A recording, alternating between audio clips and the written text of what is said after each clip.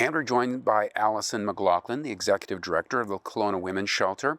And I was reading that your organization and others like it around the country are finding that there's an increase in the severity of domestic violence in this through this COVID era.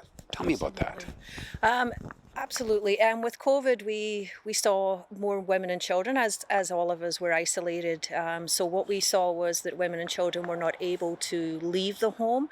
Also, the perpetrators of abuse were not leaving the home. So what that caused was an increase in the severity of domestic abuse. But there's been no women that have come through our doors that said that domestic abuse started in their home due to the pandemic. So we have to get away from those myths that stressful situations, pandemics, drugs, alcohol cause domestic abuse. The COVID didn't cause it, it fueled the severity and the number of incidents.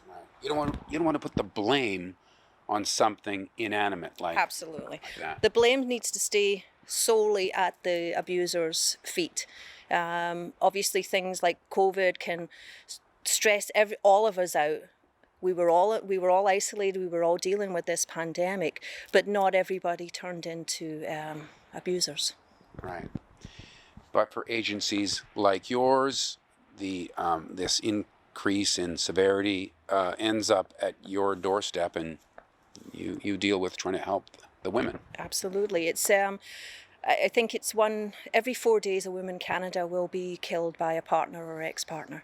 So when you add in a pandemic, when you add in more isolation, the fact that women can't get out of the home to ask for safety, to reach out for help, then you're looking at a very, very dangerous situation.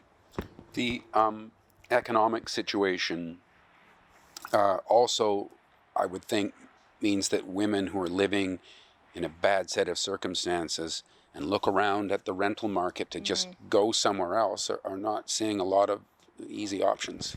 No, we're really struggling with supporting our women to move into their own safe home, because there's very few rentals in Kelowna and very few affordable rentals in Kelowna for women to be able to leave shelter and move on with their life safely and happily. It's a very difficult, not just in Kelowna but across Canada.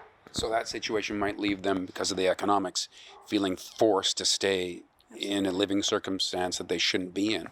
Absolutely. I mean, domestic abuse, we know, lives in the shadows. It works to isolate women. It works to keep them captive, if you like. So when you add in economic crisis like we're going through right now, then we're really leaving women with no option. And when people have the misconception of, oh, well, she just needs to leave.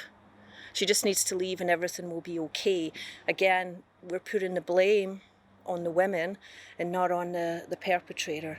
And where's she supposed to go? Yeah, she can come to Kelowna Women's Shelter, but we're turning away women and children on a daily basis. We're full all the time.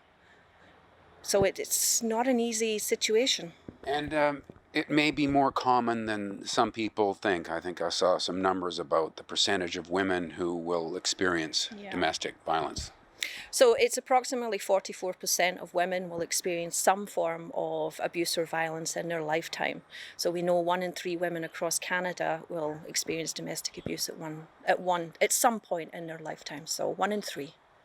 If people feel inspired to help out, get in your corner and help, what options are there? Well, right now, the Love You campaign by Shoppers Drug Mart is running from September the 10th to October the 14th, where anybody can go to their local Shoppers Drug Mart, donate as much as they can to this campaign. Every dollar donated in Kelowna will come to Kelowna Women's Shelter, so they'll help us to support the families and run the programs, or they can also go online to the Love You campaign and donate through Shoppers Drug Mart. So if I'm at a Kelowna Shoppers Drug Mart, the money goes to the Kelowna Women's Shelter? Absolutely, every penny. All right, terrific. Thanks for talking to us today. Thank you for listening to me again. All right, and thank you for watching Kelowna Now.